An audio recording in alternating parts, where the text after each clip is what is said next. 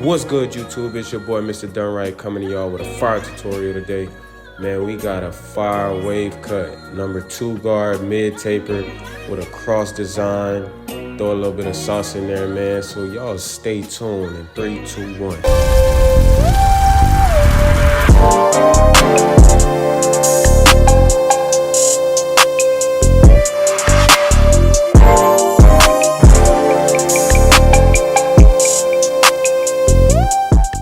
Boy, Mr. DoneRight, don't miss. I want to welcome you guys back to the channel and just say thank you for giving this video a watch. And my boy came in, this was probably 2, 3, 4 months without a cut, but he said that he wanted to cut it all off because he's going to college. He wanted to, have a fresh start.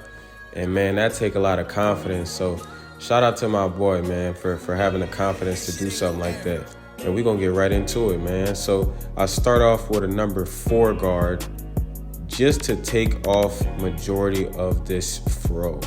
This isn't doing anything besides knocking the hair out of the way. This cut isn't even really started yet, but we gonna knock all this hair out the way and make sure we got a clean canvas to work with whenever we go to cut it down. So, man, this hair was thick. His hair is very, very thick. It's very dense now. But watch whenever I cut it down with the 2 guard, you're gonna see some of the lighter patches where his hair doesn't grow as dense. But also keep in mind, the hair has been growing out instead of being brushed down to the scalp for a long time. So just keep that in mind. And here we go with the number 2 guard coming down. This is where we're getting the length that we actually want the hair to be. And I'm using detachables because detachables cut the most even. Detachables are gonna cut more even than the plastic guards every day of the week. I promise you guys, man. If you guys don't have detachables, I would definitely invest in a pair. If you're taking off a lot of bulk, if you're doing something like a wave cut, and the hair is, pretty dense, you know what you're working with. And once you learn the guard system for the detachable guards, it's so easy, super simple, guys. All right, so now we go in with the trimmers. I'm using Babyliss FX trimmers. And I create my bald line. As you can see, it's a slightly crooked, but it really doesn't matter once we finish the cut. You'll never be able to notice anyway. And on the side of the taper, I use a slight arch. We like whenever it got an arch in it, right? Pause, hold up. So I use that arch just to create a little burst effect in the fade instead of having a straight line. And then I go in with my wall seniors all the way open. Watch this, watch. Boom. I'm debulking right here, knocking that down. You feel me? That's a very important tip right there. And it saves a lot of time. Then I go in with my wall seniors with the 1 guard on it, and I take off some more bulk.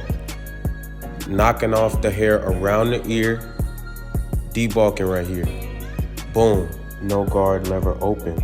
And you can see that this guideline is probably like 1 inch wide, but that's because I want to create more gradients in my fade. I go in with the 1 guard, creating another guideline above that. That one isn't as big, but I'm just knocking off the hair. I'm just debulking here, right? So the where I'm pointing at right now, that's where the fade is gonna be. Everything above that is gonna be the blend. The blend is just debulking. I'm just knocking hair off that I don't want. The fade is gonna be where I don't have a guard on the clipper and I'm taking out that bald line, transitioning into the blend zone, okay? So I still got my number 1 guard on, just debulking where I see hair that I don't want. I'm especially focusing on the areas by that occipital bone and around his ear. I want that hair to lay as flat as possible. And now I'm just debulking. 0 guard, I'm still debulking. This is the blend zone. I'm not really trying to fade the hair right now. I'm just blending the lighter hair into the darker hair, right? The 0 guard is just gonna take that 1 line out. I haven't even started touching the fading process yet. And as you can see, even though I stretched that bottom guideline out, being that my 1 guard line and my 0 guard lines are smaller, it still brings a fade to where it's not too high in the back, okay? And one thing that I didn't catch on this video, but is very important, is bringing the client's head back up so then that way you can see where the fade actually is. Whenever the client has their head all the way down, sometimes it's hard to gauge where the fade is. But now I start the fading process. This is fading. Getting that bald line all the way out and bringing it into the blend zone. This is fading. This is where you get that blurry effect, right? And the bigger your guideline is with whatever clipper you use, no guard, the crazier your fade is gonna be. That's how you get that blurry effect on your fade, guys. I promise you. Just open up your clipper and stretch the bottom guideline a little bit more. You don't have to overdo it. And I think that less is more whenever it comes to this. You don't have to overdo it with these haircuts, guys. I promise you. And creating a system where you know what you're gonna do, it creates haircuts like this a lot less scary, being that this is such a big transformation. But man, look how crazy this fade is already. And it's crazy because I'm not even done. Boom, wait, I'm doing that debulking trick again. Shout out to my boy, the game changer, a barber out of Dallas. He was probably the first barber that I've seen do that. And I definitely added that to my toolbox. And on this side, man, I'm just doing the same process that I showed you guys on the other side. Just replicating it because it's my system. I know what I'm gonna do. I know how this is gonna go already. And I'm just creating the same thing on the other side of the head, guys.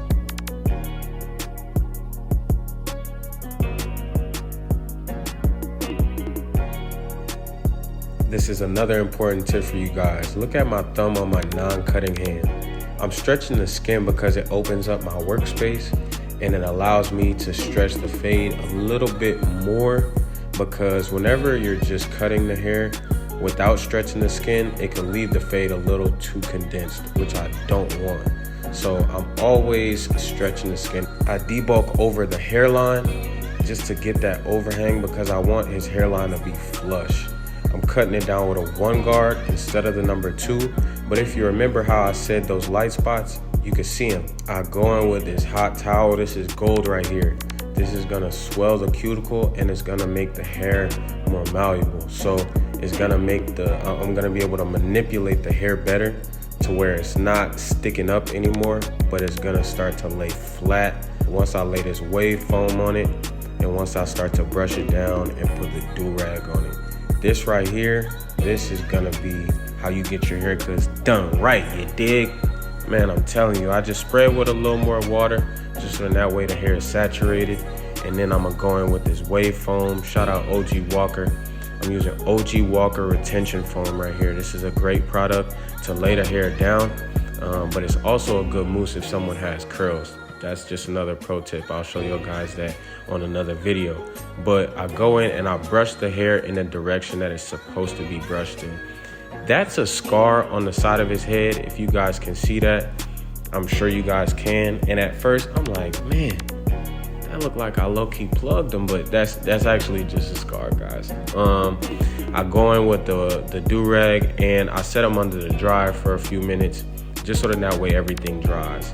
And I'm applying alcohol on his hairline because sometimes mousse and other products, it can make the skin a little too soft. And I want it to be crispy. I want the skin to be not hard, but I want to be able to get that crispy line up. And then we going with the edge, bro. I ain't even gonna lie. I'ma just be quiet and I'm gonna let y'all peep this right here, because this is magic right here, y'all. This is done right at its finest, man. I love the edge up process. The edge up is probably my favorite part of haircuts, just because I love seeing how that edge up creates the whole shape of the haircut, man. So look, I'm gonna let this beat ride. Man, if y'all know any producers, please let me know. Please comment down below so that way I could get with them, man. I'll be having a hard time finding fire beats on YouTube that's free. So if anybody wanna work with me, please just let me know in the comments and let's get to work, man. But I'm gonna let this beat ride out.